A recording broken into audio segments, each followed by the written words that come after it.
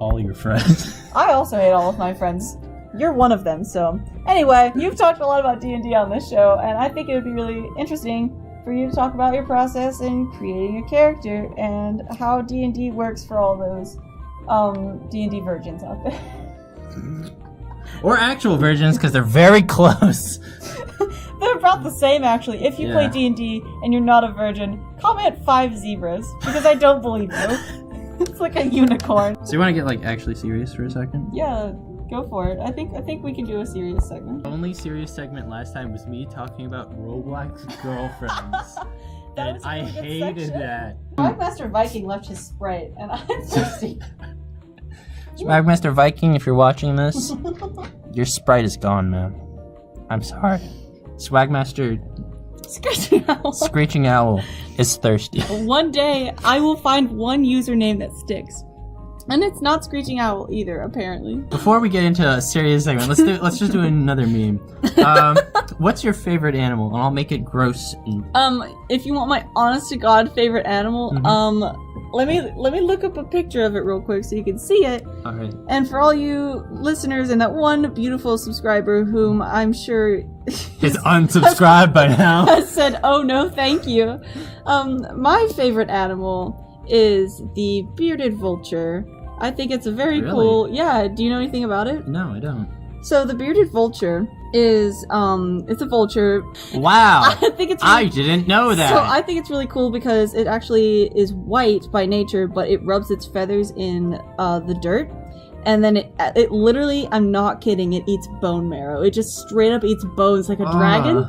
And it's the cool. Draw it on the page so everyone else can see what these look like. Okay, I'm gonna do this incredible disservice. Here we go. So it has like, it's kind of like I almost said a gobble. Turkey. It's kind of like a turkey where the turkey has the thing that dangles down its beak, but it's got these black, like, it literally looks like it's crying just an abyss of black out of its eyes. And also it kind of looks like it has like really intense black eyeshadow. It's really great.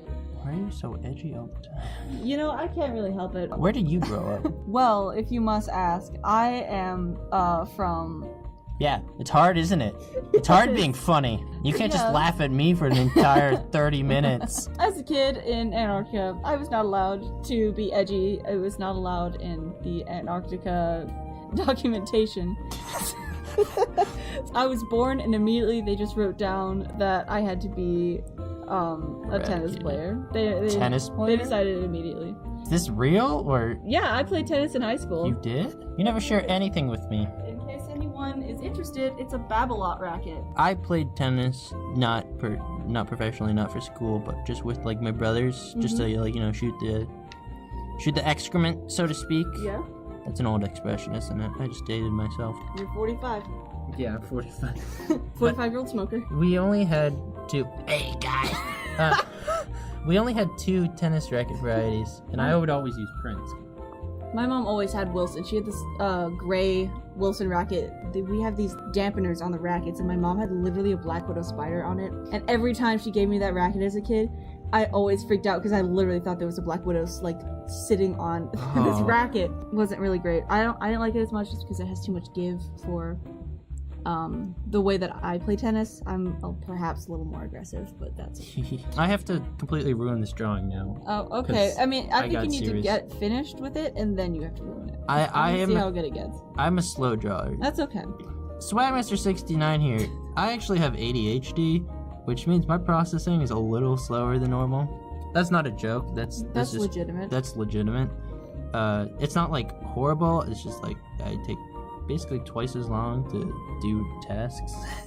Well, I mean, that's okay. If I'm completely honest, I have dyslexia, so I can't spell the word definitely ever. To this day, I cannot. I'm a full-grown adult, and I can't spell the word definitely. I'll type it into my phone, and like, I don't know if this happened to that one subscriber listening to us right now. But if you've ever typed a word into your phone, and even your phone goes, I don't know what you're saying to me, you're screwed. Like, you're screwed, and you might also have dyslexia. It's the worst, and it happens to me like all the time. That looks like a really thin boy. I don't know. It's okay. It's turning out really good, I think. This is the best I can do. That's okay. This is the honest best I can do. I want to see your best. I know my meme a lot. I'm basically the only memer here because I'm literally drawing off model. Is that what they call it? Drawing off model? Well, I call it drawing off of a reference, like you have a reference photo. Mm-hmm. And I think I really recommend that for anyone listening who wants some help with proportions and stuff. Definitely pull up a picture of what you want to draw. Don't trace it, and just do it with a reference photo. I literally did that for my 8-year-old sister, and she went from drawing like really terrible stick figures. I'm sorry if you're listening and you're like 25 now, but it was bad. And I ended up, I came back like an hour later and she had made this really, really good unicorn. I'm like, excuse me, you're 8.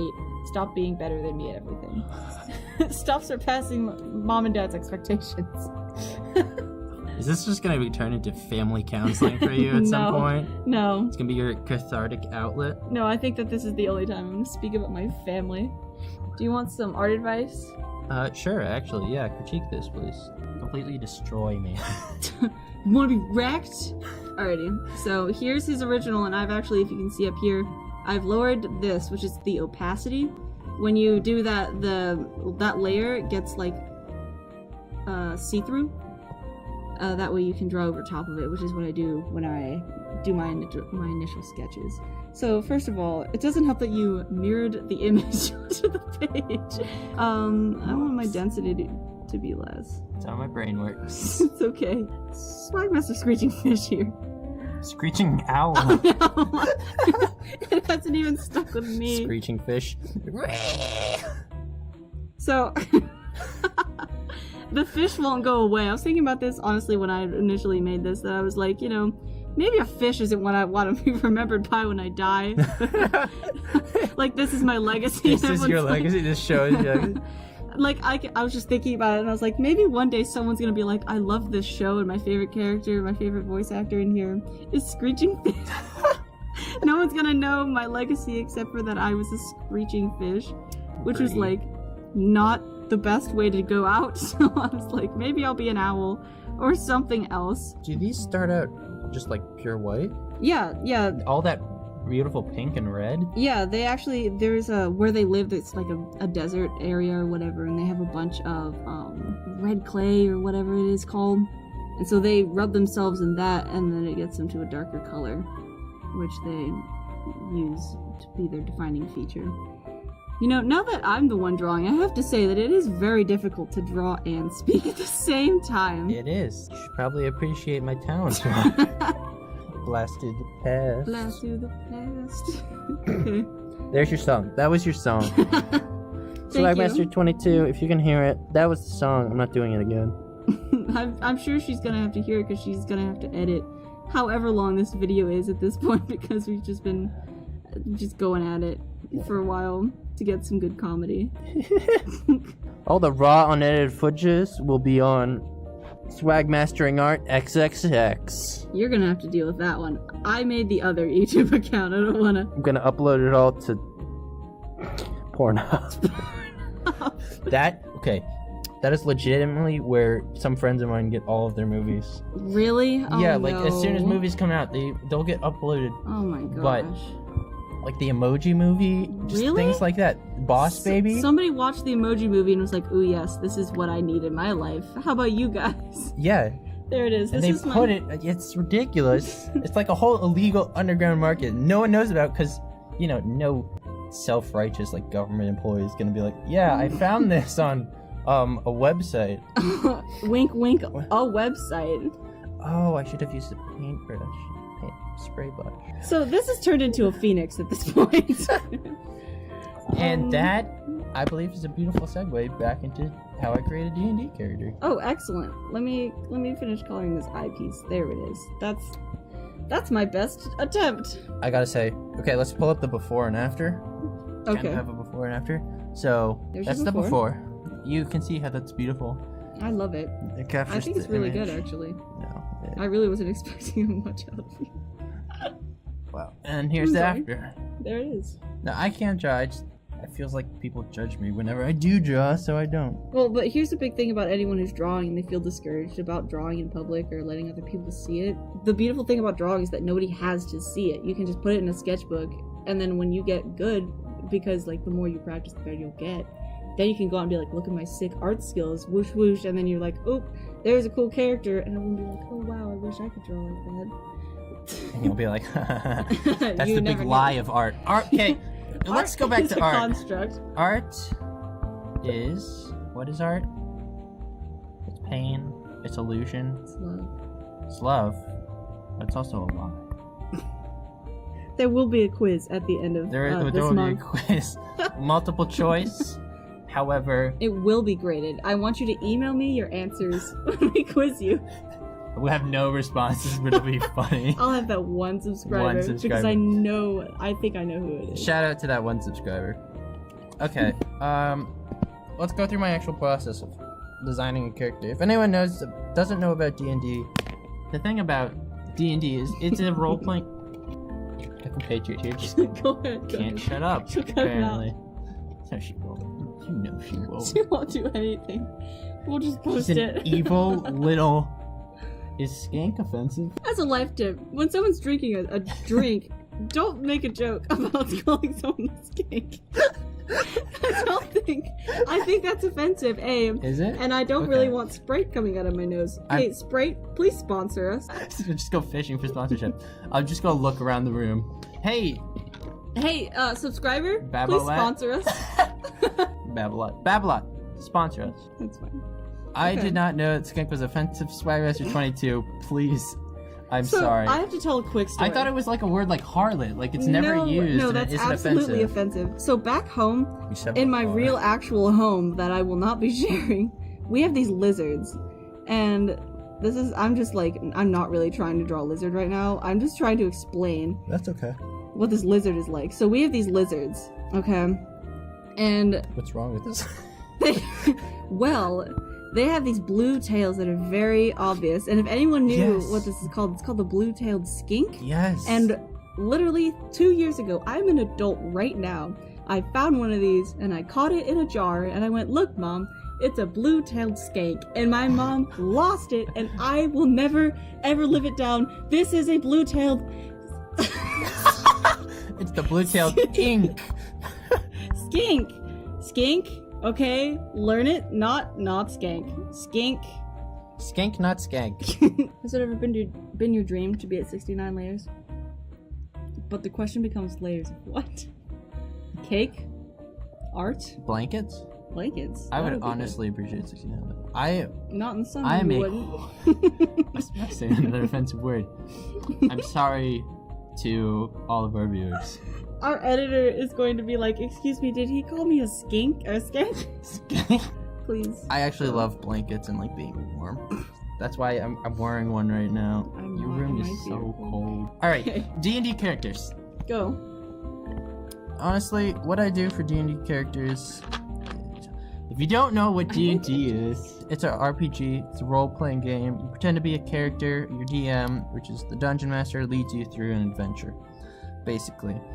So how I create characters is actually I like just making characters and not like making backstories. So I just put together a bunch of classes that I think are cool. That's how I got Lonk. Lonk is my lucky character. Can you please give us an example of Long's voice? Because that's my favorite voice. Oh, gee, golly gee. He's like really southern, except he's not even from this That's gonna dimension. be super offensive to southern people. As a southern person myself. You that are would- southern? Yeah. Oh, wow, I didn't know that. Well, now I've given away my location. Now I have to move. The FBI wants to know your location. I found her at last. Okay. I'm going to rebuttal that and say that I do it the opposite way. When I make Really? characters, I like to make the backstory first because the biggest thing that's important to me, because this is a story for me, is the character development. I like to see a character grow. So like I like to make that backstory and make them like a very specific type of person. And then they go into situations where they're not comfortable and they have to make a split-second decision. And I think that's really, really cool. I wish I could do that. Hashtag 1 subscriber. I'm gonna get like a DM later, like in 2 days, and it'll be like, oh my god, I'm your subscriber. You have to share with me that DM if it's not I will. offensive. I will. The other time you called me, I was in the middle of doing my homework, and you just called me like, we have 27 views and 1 subscriber. We had 28 views at that 28? time. Oh my god. Excuse you. Alright, Back to continue the topic. talking about D&D characters. I honestly wish I could play it that way. However, like, I'm one of those people who like is fully aware it's a game. I can't really separate myself that much. So like if I'm not having fun with the mechanics of the character, then like I just don't have fun in general. And for me it's hard because I've been through 6 characters in my other campaign. Really? Yeah. Why do you kill off all your characters? Some of them are killed off. Do we need to have an intervention? No, it's just because like I make a character, I think it's gonna be cool, and it's cool for like a little bit, but then like it's like a one-trick pony, you know?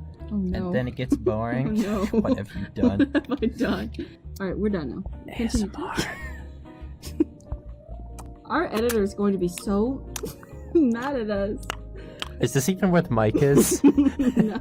It's not. Where's the mic? In case, because nobody else can see it, he's just like at the top of the laptop near the camera on the laptop, just like breathing. I've done this ASMR joke like 3 times, and if it hasn't picked up any of the times, I'm going to be so angry. Okay. I'm just gonna continue to draw and pretend like that didn't just happen. But yeah, I just get bored with characters very easily because, I don't know, ADD forces me to switch constantly. And so things that are fun, they're like fun for a little bit, and then I just have to switch because otherwise I just wouldn't enjoy it and wouldn't want to go back to playing.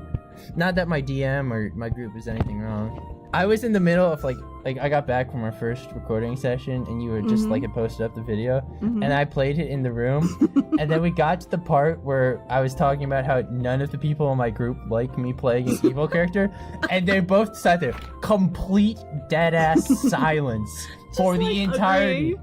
And like I looked at, we were playing like a card game on the floor and one of us was doing homework.